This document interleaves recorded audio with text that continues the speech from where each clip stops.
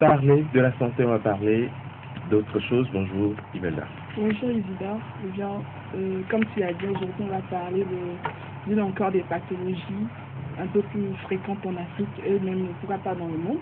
Et il s'agit bien de la tuberculose. Nous allons parler de la tuberculose avec le docteur Adam Kouni qui va nous donner des éclaircissements, qui va nous parler des causes et des conséquences de la tuberculose sur la santé de l'homme et également comment est-ce qu'on peut l'éviter. D'accord. Causes, conséquences sur la santé de l'homme par rapport à la tuberculose. On regarde l'élément puis on revient.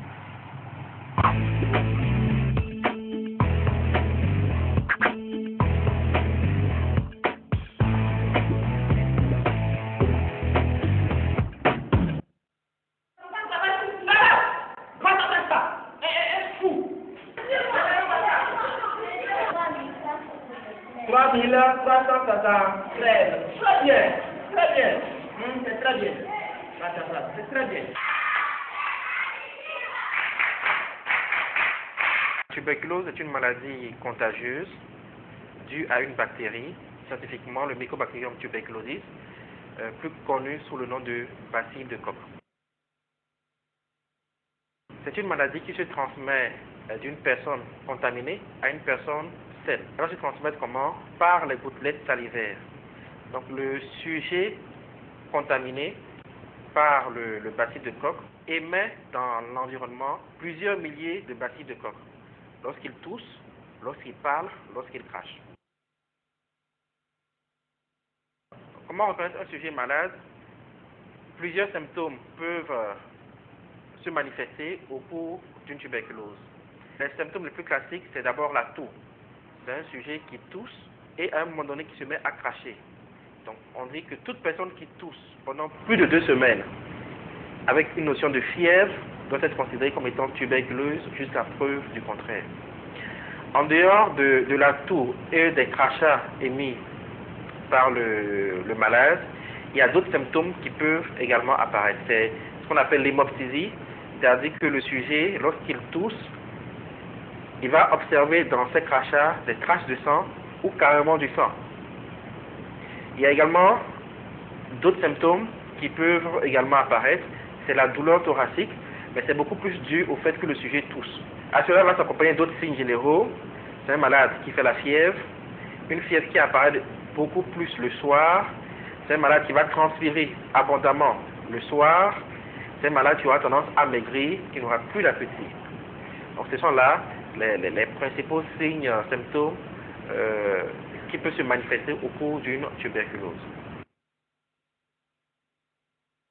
Le premier examen qui permet la confirmation diagnostique d'une tuberculose, c'est l'examen des crachats.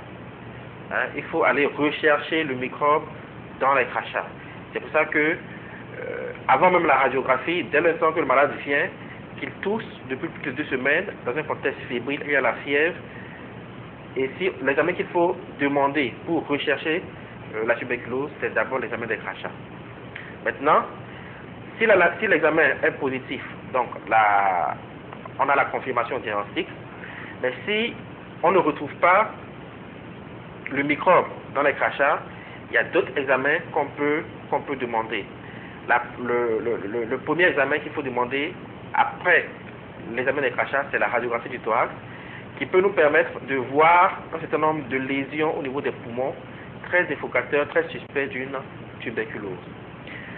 Lorsque les crachats ne sont pas contributifs, lorsqu'on examine les crachats et qu'on ne retrouve pas directement le germe, on peut mettre en culture ces crachats-là. C'est-à-dire que peut-être que le microbe est en quantité très faible, donc on va le cultiver au laboratoire en espérant que le microbe va pousser et qu'on va finir par l'identifier.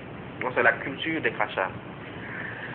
Lorsque la culture n'est pas contributive, lorsque l'examen des crachats est négatif, et lorsque la radiographie n'est pas très parlante, on peut aller chercher le microbe jusque dans les poumons. Donc on va faire ce qu'on appelle une fibroscopie bronchique. À l'aide d'un petit tuyau, on va envoyer par le nez dans les voies aériennes, donc dans les bronches, et on va prélever les sécrétions endobronchiques qu'on va amener au laboratoire qui peuvent nous révéler qu'il s'agit d'une tuberculose ou pas. c'est une bonne question. Le BCG, le vaccin contre la tuberculose, il faut savoir que ce vaccin-là n'empêche pas de faire la tuberculose. Le rôle de ce vaccin, c'est de nous protéger des formes graves de la tuberculose, notamment ce qu'on appelle la miliaire tuberculose, c'est-à-dire que le microbe peut être disséminé dans tout l'organisme par le sang, ou encore la méningite tuberculose lorsque le microbe va se loger au niveau du cerveau. Aujourd'hui, avec tout l'arsenal thérapeutique qu'il y a, dès l'instant que le malade est diagnostiqué tôt et qu'il prend correctement ses médicaments, il peut en guérir. Ce qu'il faut dire, c'est que plus tôt le malade est diagnostiqué, mieux il va guérir sans séquelles. Si le diagnostic est tardif, il y a un risque d'avoir des séquelles au niveau pulmonaire. C'est pour ça qu'il est très important de pouvoir dépister tôt les malades tuberculeux. Aujourd'hui, le malade tuberculeux n'a pas obligation d'être hospitalisé pour les soins. Le traitement de la tuberculose dure 6 mois.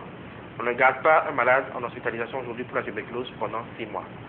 Par contre, si le malade a un état général faible, c'est-à-dire que si le malade est très affaibli, s'il a d'autres problèmes, en ce moment, on peut être amené à faire une hospitalisation qu'on espère être courte pour le remonter, pour traiter les autres affections dont il souffre.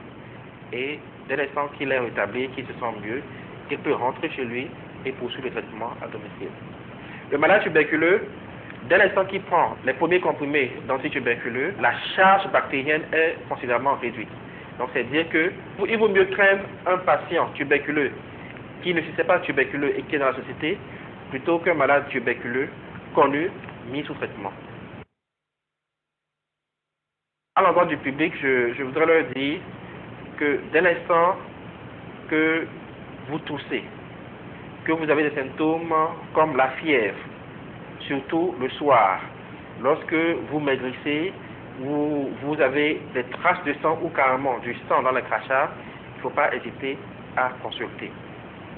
Notre rôle à tous, c'est de dépister la tuberculose, de la traiter rapidement afin que le malade s'en sorte sans séquelles.